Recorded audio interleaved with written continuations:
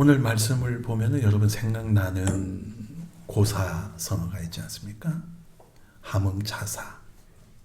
함흥차사. 태조 이성계가 자식들이 왕자의 난을 일으켜가지고 권력 투쟁을 하니까, 그래서 아들이 죽고 이렇게 하니까는 울분을 느껴가지고 왕권을 그냥 둘째 정조한테 남겨주고는 저 어디로 들어갔습니까? 함경도인 함흥으로 들어갔어요. 그래서 세 번째 왕이 된 태종이 이방원이가 아버지의 노여움을 풀어드리기 위해 가지고 차사를 보냈죠. 차사. 특별한 사신이란 말이죠.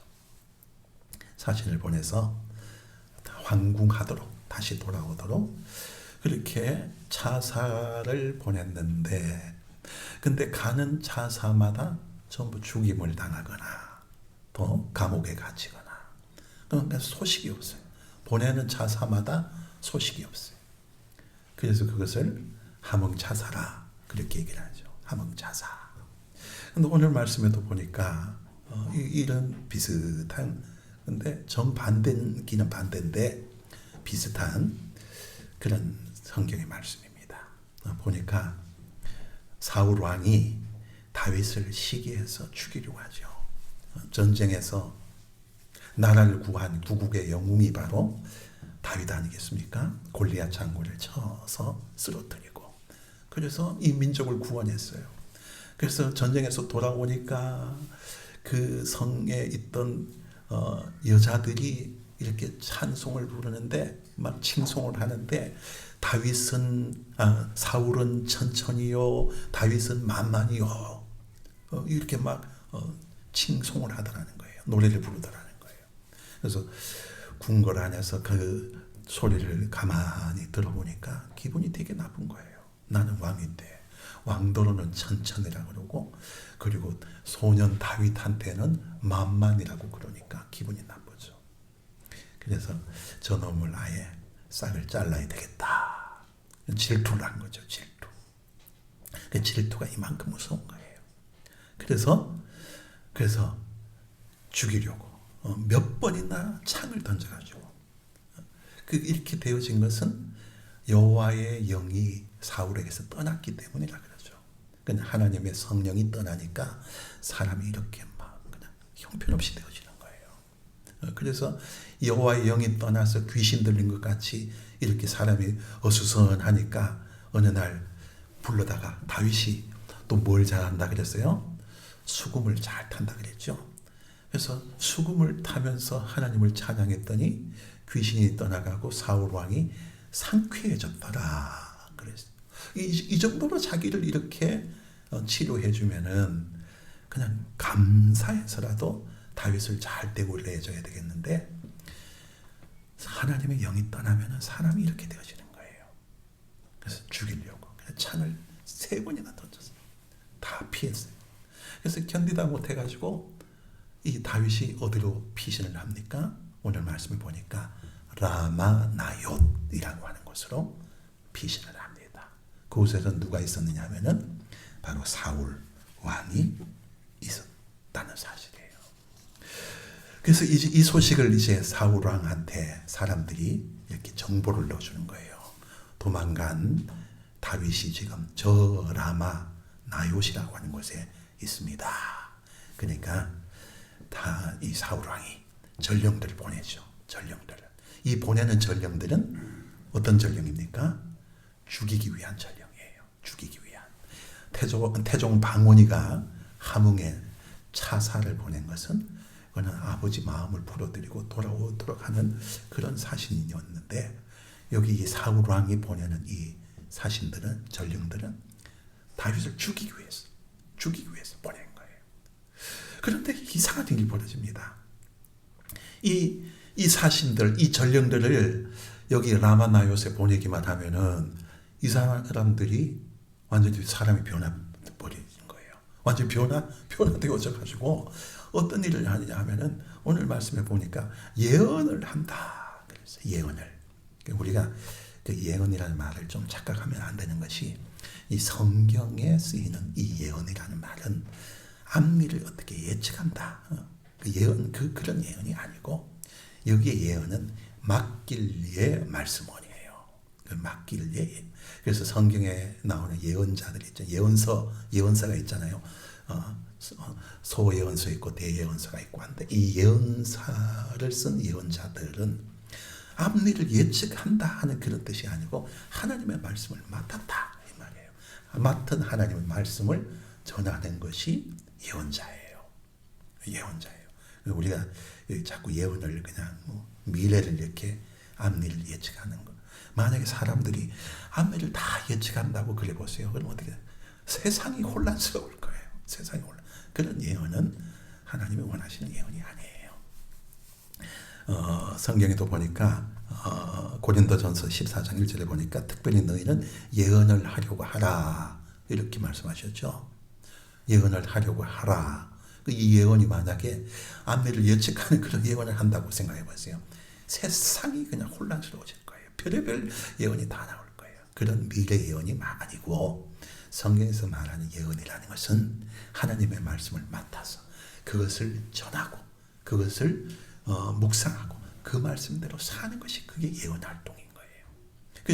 바로 이렇게 죽이려고 보낸 이 전령들이 이곳에 가기만 하면은 전부 사람들이 변화되어져 가지고 하나님의 말씀을 받아가지고 그 말씀을 외우고 그 말씀을 묵상하고 그 말씀을 전하고 그 말씀 붙잡고 기도하더라는 거예요. 그래서 소식이 없어가지고 다시 사울왕이 또 전령들을 또 보냈더니 두 번째 보낸 이 전령들도 가니까 사람들이 변화되어져 버리는 거예요. 변화되어 가지고 예언을 하는 거예요. 하나님 말씀을 붙잡고 사는 거예요. 말씀 활동을 하는 거예요. 그래서 세 번째 사람을 보냈더니 이 사람들도 마찬가지로 완전히 변화되어져 죽이려고 왔던 살기등등했던 이러한 사람들이 예언한 사람들로 바꿔진 거예요. 놀라운 변화가 여기서 더 놀라운 게 뭐냐면은 우리 그 다음 22절부터 읽어보게 되어지면 너무너무 궁금해가지고 사울왕이 직접 갔단 말이에요. 라마 나요새 직접 가봤다는 거예요. 직접 가봤더니 이 사울왕조차도 변화되어져 가지고 그래서 하나님의 말씀을 받아서 말씀을 막 그냥 선포하는 말씀을 암송하는 그런 사람이 되어져 버렸어. 자, 도대체 그 이유가 뭘까? 이 라마나요시라고 하는 이 장소는 어떤 곳이었기에 사람들이 이렇게 변화돼? 살인자들이 살인을 하려고 왔던 사람들이 하나님의 말씀을 선포하는 자들로 변화되어졌을까? 그 이유가 여러분 뭐겠습니까? 그런 의미에서 오늘 우리 교회가 이 라마나요시 되어져야 된다는 거예요. 이 라마나요과 같은 이런 교회. 사람들이 찾아오면은 정말 어떤 감정을 가지고 세상에 살다가 교회에 오더라도 교회에 오면은 변화되어지는 거예요. 교회에 오면은 하나님의 말씀에 의해서 변화되어지는 그런 교회. 그런 교회를 우리가 꿈꾸는 교회겠죠. 누구든지 교회 오면 변화되어져요. 교회 오면은. 그러면 오늘 그 이유가 있지 않을 것입니까, 여러분? 이 라마나요시 사람들이 찾아오면 변화되어져요. 살인자들이 와가지고 변화되어져요. 하나님의 말씀을 전하는 예언자로 변화되어져요. 왜 그런 일이 일어날까? 오늘 말씀에 보면은 이렇게 나오죠. 20절에 보게 되어지면은 하나님의 영이 사울의 전령들에게 임함에 그들도 예언을 한지라. 그러니까 이들이 변화되어진 것은 하나님의 영이 임했기 때문에 그런 거예요. 하나님의 영이 임했기 때문에 거룩한 하나님의 성령이 임하면은 바로 살기등등한 사람들이 변화되어지는 거예요. 살기등등한 변화. 누가 여러분 그랬습니까? 누가 그랬습니까? 사도행전에 보면은 바울이 그랬어요. 사도 바울도 그랬어요. 사도 바울도 살기등등해가지고 초대 교회 기독교인들을 잡으러 갔다가 그를 완전히 변화시킨 것은 바로 하나님의 영이 임했기 때문이라는 거예요. 성령이 임했기 때문에.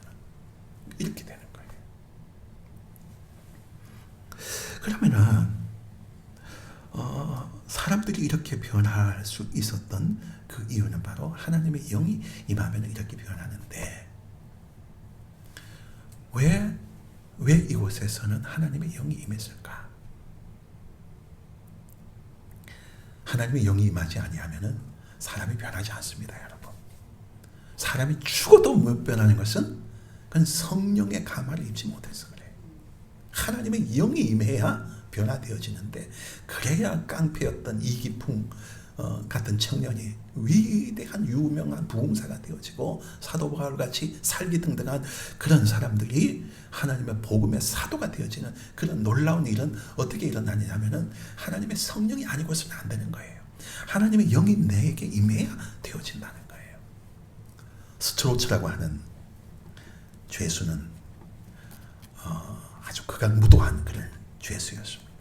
그래서 사형 판결을 받고 그냥 영국 교도소에, 그러다가 어디로 갔느냐 하면은 영국 사람들이 죄수들을 위해 가지고 개척한 땅덩어리가 호주이죠. 호주. 지금 오스트레일리아는 영국의 죄수들을 수용하기 위해서 개척한 곳이 땅덩어리가 바로 지금 호주잖아요. 호주 대륙. 그래서 이 스트로츠라고 하는 사람이 극악무도한 사람, 영국 교도소에 있다가 호주 교도소에 있다가 40년간을 교도소 생활했어요. 40년간을 교도소 생활을 하고 가죽 채찍으로 한 번 채찍 맞을 때마다 50대를 때린대요. 그것을 8차례나 맞았대요. 8차례. 그래서 그 영혼도 생활도 아무리 그렇게 매를 때리고 그냥 철옹성 같은 그 감옥에 갇혀가지고 사람들을 억압해도 이 스트로츠라고 하는 사람이 변화되어졌느냐? 변화되어지지 않았어. 그리고는 그냥 사형 40년간을 그 수감 생활을 했다가 특별 사면을 해가지고 풀려났대요. 풀려나가지고 그 사람이 어디에 가서 잠을 자게 되어졌냐면은 구세군에서 운영하는 그 숙박소에 가서 하룻밤을 자게 되어졌대요. 그런데 그 하룻밤 잔 그 사이에 하나님의 영이 이 사람에게 임하셨어요. 40년간 교도소 생활을 하고 그렇게 무지무지한 매를 그렇게 8차례다 맞아. 교도소 사람들이 전혀 감화시키지 못하고 포기했던 그런 사람. 근데 이 사람이 갈 데 없어가지고 구세군이 운영하는 숙박소에서 하룻밤을 잤는데 그 하룻밤 사이에 하나님의 영이 이 사람을 강타한 거예요. 그래서 그 사람 죽을 때까지 구세군 운영하는 그 보호소에서, 구세군이 운영하는 보호소에서 그냥 봉사를 하다가 다 죽었어요. 봉사를 하다가 마지막에 생명을 마쳤는데, 그 사람이 죽어가면서 자기 신앙을 이렇게 고백을 했어요. 이렇게 내가 40년의 교도소 생활, 400번 맞은 가죽 채찍, 그런 걸로 변화되어지지 않았지만은 내가 그리스도와 성령으로 인해 가지고 불과 1, 2분 만에 변화되어졌다. 그리고 고백을 했어요. 아무도 변화시키지 못했던 이러한 극악무도한 이 사형수를 단 1, 2분 만에 변화시킨 분은 바로 성령님이셨어요.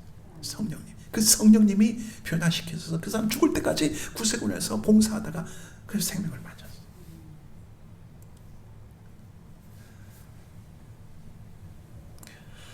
영국의 콘웰이라고 하는 마을이 있습니다. 콘웰이라고 하는 마을이 있는데, 그게 귀족 백작이, 영국의 백작이 지나가다 목이 말라가지고 음료수를 사기를 원했어요. 근데 알코올이 든 음료수, 그게 뭐겠어요? 맥주겠죠.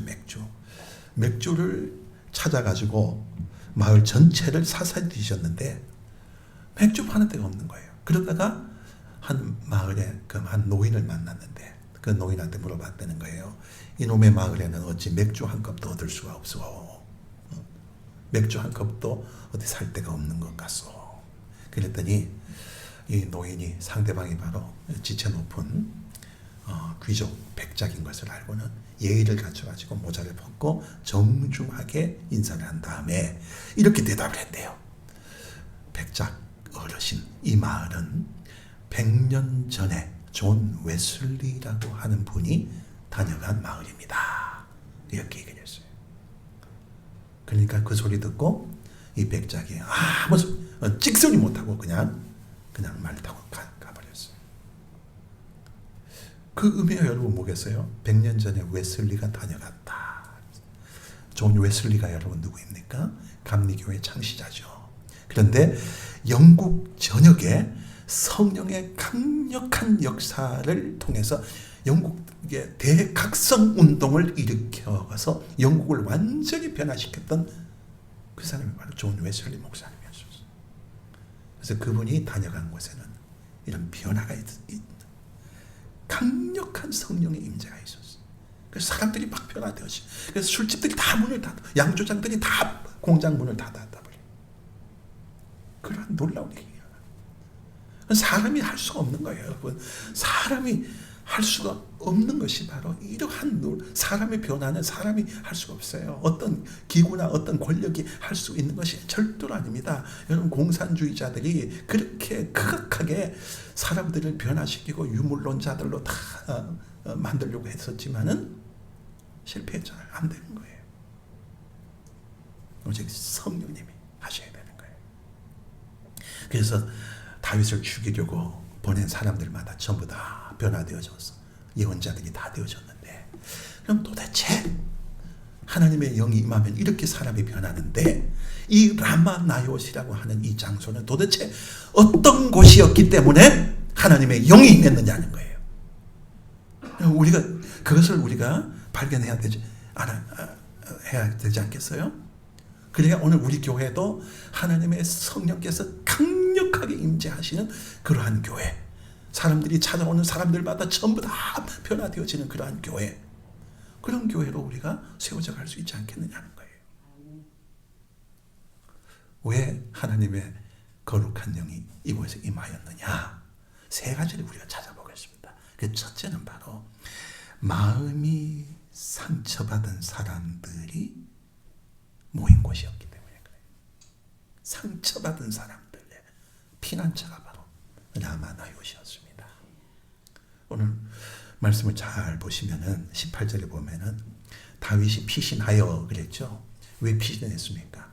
사울은 자기 장인 어른이에요. 근데 자기 장인 어른이 자기를 죽이려고, 사위를 죽이려고 그 창을 가지고 3번이나 던졌어요.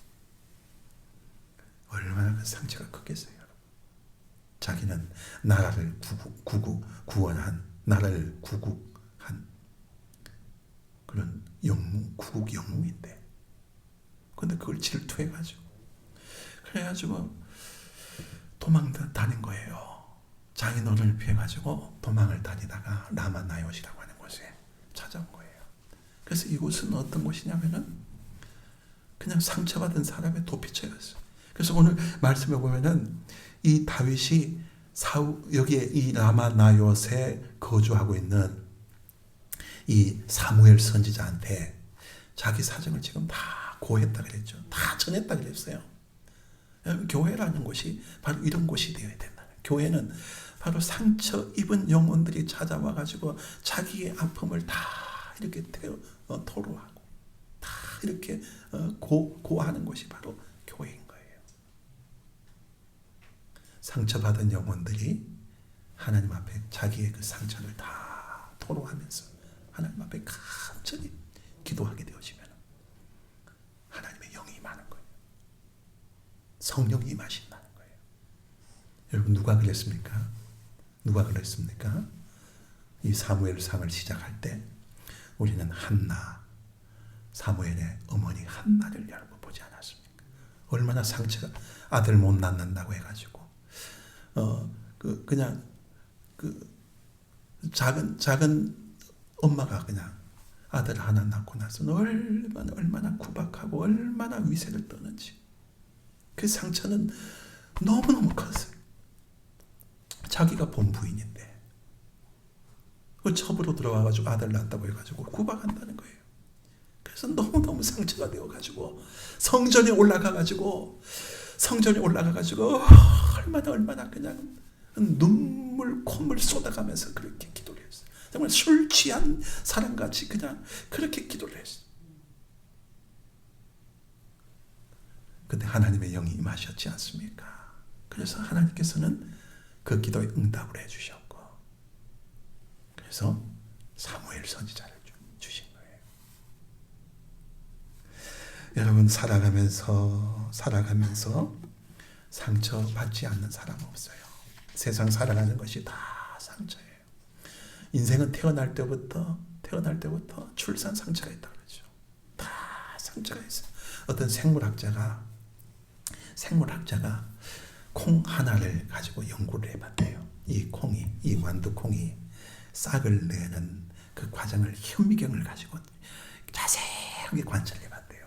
근데 이 완두콩이 생명을 얻기까지, 이 싹이 나는 그 순간까지 그 과정을 현미경으로 관찰했더니 무려 470번이나 상처가 생기더라고요. 470번이나. 한번 움트리면은 그때 상처가 생겨요. 자기 몸에. 그게 470번 정도의 상처를 겪더라는 거예요. 땅 속에서 솟아나는 싹이 그렇다는 거예요. 그 하물며 우리 인간들이에요, 여러분. 얼마나 많은 상처가 있어요. 살아가면서 얼마나 많은 상처가 있는지. 상처 없는 인생은 없어요. 다 상처가 있어요. 그 상처난 심령을 사람들이 어떻게 해소를 하느냐?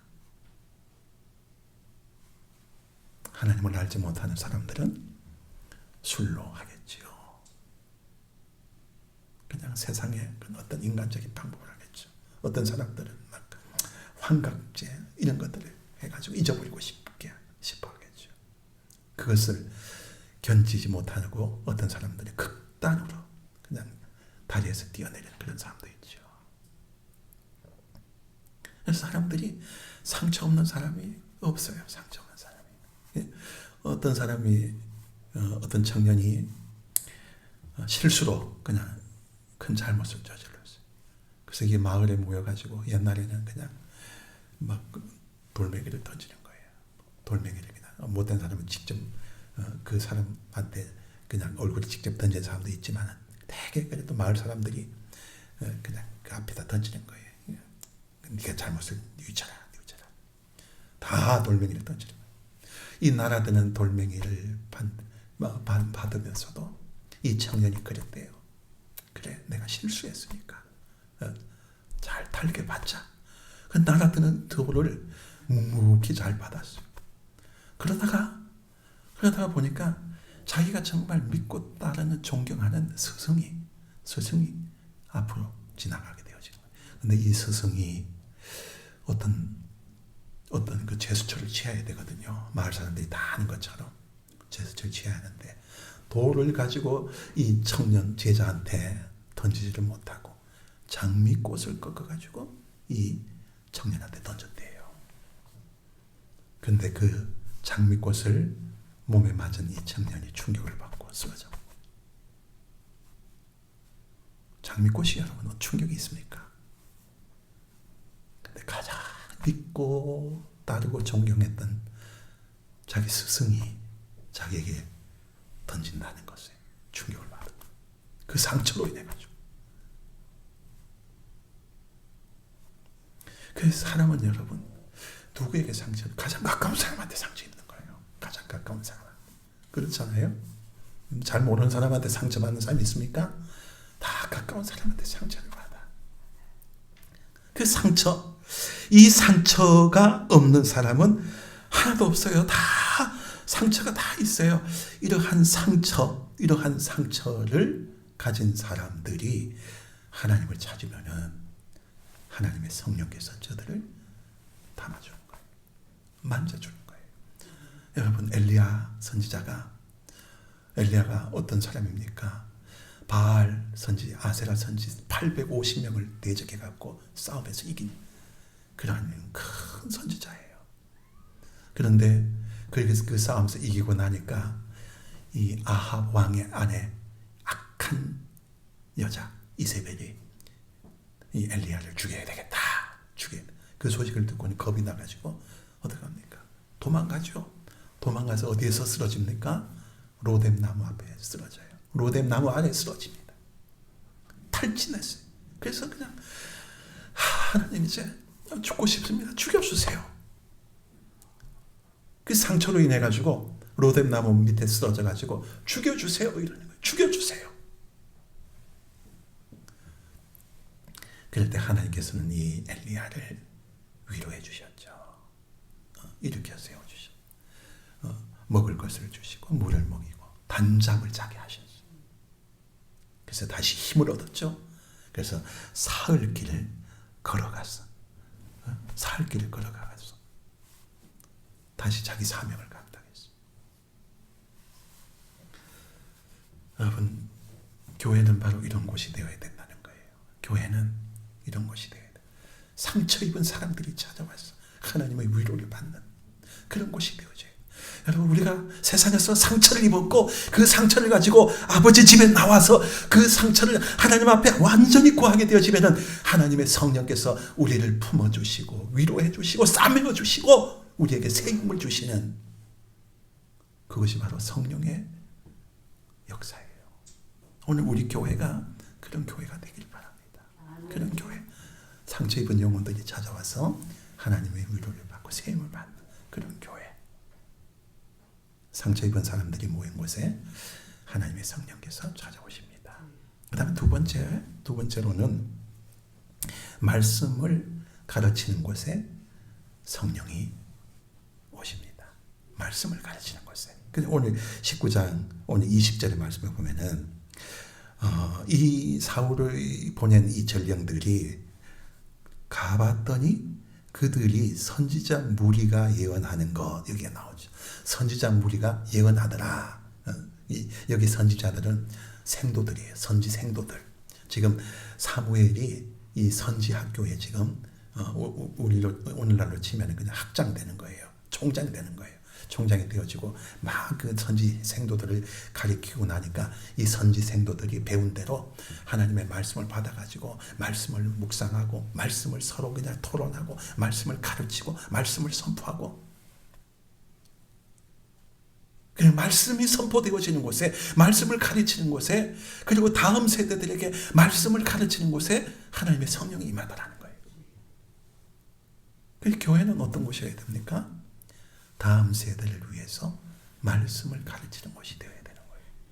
그런 곳에 성령이 왜냐하면 하나님의 말씀은 여러분 일반 세상적인 그런 학문하고 전혀 다르지 않습니까? 다르기 때문에 그래서 하나님의 성령께서 감화해 주셔야 돼요. 하나님의 말씀을 선포했을 때 이 말씀이 여러분 나에게 확 들어와서 나의 생명의 양식이 되고 내 뼈가 되고 살이 되게 하려면은 성령께서 감화해 주셔야 되는 거예요.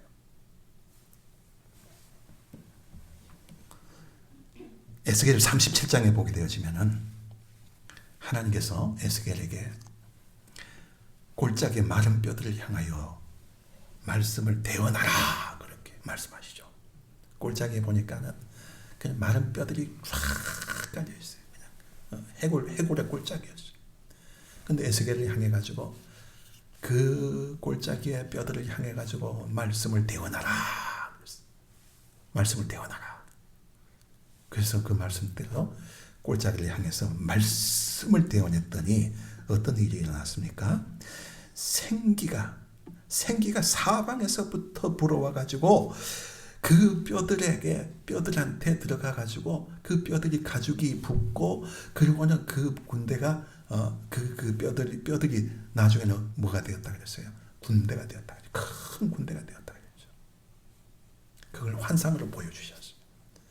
그게 여러분 하나님의 말씀이 선포되어지면은 하나님의 생기가 불어온다는 거죠. 그 생기가 불어오면은 이런 변화의 역사가 일어나는 거예요. 변화의 역사. 사람들이 변화되어지는 그런 놀라운 역사가 일어난다는 거예요. 그래서 성령은 어느 때에 오십니까? 어느 곳에 오십니까? 하나님의 말씀을 받는 사람들한테 성령이 오셔요. 그걸 보면 고린도서 그 사도행전을 보면은 우리가 잘 아는 대로 사도행전 10장에 보게 되지만 고넬료의 가정, 고넬료가 누굽니까? 로마 백부장이었죠. 로마의 백부장이었는데 이 로마의 백부장이 참 경건한 사람이었다고 했죠. 근데 이 경건한 사람이 어느 날 하나님의 말씀을 사모해서 하나님의 말씀을 위해서 사모해서 기도를 했더니 하나님께서 저 요바에 있는 베드로를 청하여서 말씀을 들으라 이렇게 얘기하는 거예요. 그래서 이 백부장이 사람을 보냈어요. 베드로를 초청해가지고 자기 집에 들였어요.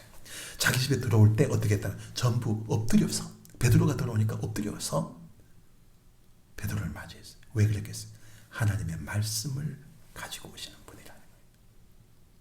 그래서 베드로를 청하여 하나님의 말씀을 들을 때 그때 어떤 일이 일어났다고 그랬습니까? 그때 하나님의 성령께서 사도행전 10장 44절에 보니까 성령이 말씀 듣는 모든 사람에게 내려오시니 베드로와 함께 온 할례 받은 신자들이 이방인들에게도 성령 부어 주심으로 말미암아 놀라니 이는 방언을 말하며 하나님 높임을 들음이었더라. 하나님의 말씀을 들을 때 성령이 임했다 그랬어요. 성령이 임했다. 여러분 오늘 여러분들도 정말 마음이 감동되어져서 하나님의 말씀을 정말 이 부족한 사람이 인간이 전하는 하나님의 말씀을 저걸 하나님이 나에게 주시는 말씀으로 받아들이는 그러한 믿음이 있는 성도에게는 하나님의 성령께서 여러분의 마음속에 임하시는 거예요. 말씀 들을 때에 성령이 임하신다 그랬거든요. 그 말씀이 하나님의 말씀인 것을 인정하고 고백하는 성도에게 하나님의 성령께서 그 마음에 임하시는 거예요. 고넬료의 가정이 그랬고 이 라마 나요스에서도 사람들이 하나님의 말씀을 배웠고 그 말씀을 서로 전하고 가르치고 그런 곳에 하나님의 성령께서 임하셔서 죽이러 왔던 사람들을 완전히 변화시켜버리는 그런 놀라운 역사가 일어난 거예요. 그래서 오늘 우리 교회도 말씀의 생수가 흐르는 교회가 되어져서 저 말씀이 내 심령을 적시는 생명수다. 그런 마음으로 받아들이는 사람의 심령 속에 하나님의 성령이 임하시는 거예요. 그 성령은 어디에 임하신다고요? 말씀을 듣는 곳에, 가르치는 곳에 임하시는 거예요. 그 다음에 세 번째, 성령님은 기도하는 사람이 있는 곳에 임합니다. 기도하는 사람이 있는 곳에 임합니다. 오늘 20절 중간에 보면은 이런 구절이 있죠. 사무엘이 그들의 수령으로 선 것을 볼 때에 사무엘이 그들의 수령 그곳의 지도자였단 말이에요. 근데 사무엘이 어떤 사람입니까? 우리가 잘 아는 대로 사무엘은 기도로 태어난 아들이었죠. 그리고 그 기도로 태어난 것을 너무도 잘 알아서 사무엘 역시 기도의 사람이었고 그래서 기도함으로 인해 가지고 위기에 처한 나라를 구원한 사람이 바로 이 사무엘이었죠. 미스바에 온 백성들을 끌어모아 가지고 그때 미스바 대각성 기도 운동을 벌였잖아요. 그래서 하나님께서는 기적과도 같은 방법으로 쳐들어왔던 사람들이 서로 자기들끼리 자중진환을 일깨 가지고 그냥 전쟁에서 큰 승리를 거두게 했어요. 그뿐만 아니라 사무엘은 은퇴하기 전에 지난주에 우리가 말씀을 묵상했나요? 은퇴하기 전에 지난주가 아니고 저번에 기도를 쉬는 죄를 범치 않겠노라. 사무엘상 12장 23절에 그 말씀 가지고 제가 설교를 했죠. 은퇴하기 전에 뭐라고 얘기를 했습니까? 나는 너희를 위하여 기도 쉬는 죄를 여호와 앞에 결단코 범하지 아니하리니 그랬죠. 그리고 나서 은퇴를 하고 어디로 왔어요? 이 라마는 바로 자기가 태어난 곳이에요. 이 라마 나요스에 와가지고 선지 생도들을 가리키면서 그들에게 뭐라 했겠어요? 나는 기도 쉬는 죄를 범하지 않겠노라 했기 때문에 이 생도들에게 말씀 가르치는 것과 더불어서 기도의 본을 보였어요. 기도하는 수령이 있는 곳에, 그러니까 기도하는 사람이 있는 곳에 성령이 임하시는 거예요. 오늘 이 라마나요시 왜 하나님의 성령께서 임하셨느냐? 기도하는 수령, 기도하는 지도자, 기도하는 이 사무엘이 있었기 때문에 여기에는 성령께서 임하셨다는 거예요. 그래서 우리는 기도를 해야 됩니다. 기도는 하나님의 세계를 보게 하는 큰 능력을 우리에게 보여줍니다. 하나님을 만나는 것도 우리는 기도로 기도해야 돼. 기도하지 아니하면 여러분 우리는 하나님의 영을 경험할 수가 없어요. 오순절 마가의 다락방에서 120명의 성도들이 모여가지고 오로지 기도에 전념했다 그랬죠. 기도에 전념했어요. 그럴 때 어떤 일이 일어났습니까? 하늘에서 불의 혀 같은 그런 성령께서 각 사람 머리에 임하여서 사람들 입에서 그냥 각 다른 방언으로 말하는 그런 성령의 놀라운 역사가 일어났죠. 언제요? 120명이 모여서 기도했을 때. 기도하면은 하나님의 영이 임하신다는 거예요. 그 사람을 변화시키는 거예요. 조정민이라고 하는 아나운서를 여러분 혹시 아시는지 모르겠어요. 옛날에 20-30년 전에 MBC에서 카메라 출동, 뉴스 끝나면 끝에 이제 카메라 출동 그 프로가 있었어요. 그래서 막 어떤 뭐 부조리한 것들 이런 것들을 막 고발하는 그런 프로. 거기에 그를 맡았던 기자가 바로 아나운서가 바로 조정민이라고 하는 그 기자였어요. 아주 불교에 심취한 사람이었는데 결혼을 했는데 모태 신앙인 여자하고 결혼을 했어요. 그런데 이 아내는 새벽 기도를 나가는 그런 신앙을 가졌어요. 근데 새벽 기도 나갈 때 이 조정민은 뭘 했느냐면은 골프 연습장에 가서 골프를 치는 거예요. 골프. 근데 같이 길을 나섰어요.